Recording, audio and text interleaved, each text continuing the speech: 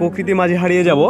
এখানে এটা হচ্ছে মুন্সিগঞ্জ, লোকেশন মুন্সিগঞ্জ। এখানে মূলত আপনার সবুজ গাছপালা, আর এখানে মানে বিল যেটাকে বলে ধুধুগড়ে বিল। হ্যাঁ, তো এই বিল পুরাটা জুড়ে হয়েছে আপনার আলু চাষ করে এরা।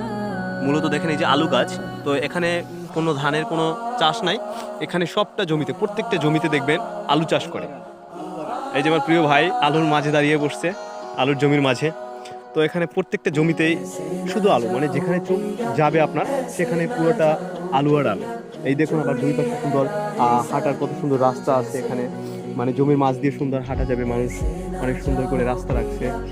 আর এখানে মূলত আশেপাশে যে কয়টা বিল আছে, প্রত্যেকটা বিলে আপনার দেখা যাইব যে প্রত্যেকটা বিলে আপনার শুধু আলু, মানে বাংলাদেশের ভিতরে আপনার মুন্সিগঞ্জে আলুর জন্য বিখ্যাত আর কি। তো আমরা সেই আলুর চাষ যেখানে হয় সেখানেই চলে আসছি। তো ভিডিওটা দেখে মাটিটা একটু বিশ্লেষণ করলে তুমি দেখতে পারবা জিনিসটা। জি জি, মাটিটা একটু সাদা কেমন যায়। আচ্ছা, মাটিটা সাদা, আলু চাষের জন্য একদম পর্যাপ্ত। আচ্ছা, পারফেক্ট জমি, তাই তো? পারফেক্ট জমি একদম, মানে এই মাটিটা তুমি না ধরলে বুঝবা না তুমি। জি জি জি, এই দেখো মাটিটা কেমন একটা, হ্যাঁ, মানে কেমন জিনিস, এটা সাদা, চাপ দিলে ভেঙে যাবে না? হ্যাঁ, শক্ত মাটিটা কিন্তু তোমার সাদা।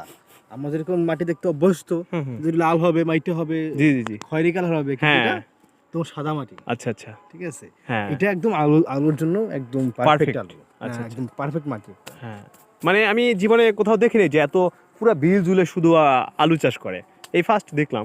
আর মুন্সিগঞ্জে আলুর জন্য বিখ্যাত আর কি। এখানে দেখাও বন্ধুদের, দেখছো মাটিটা কিভাবে চকচক করে সাদা। মাটিটা আসলে মানে কেমন সাদা কালারের, মানে এটা হচ্ছে আলুর জন্য মূলত উপযুক্ত আর কি।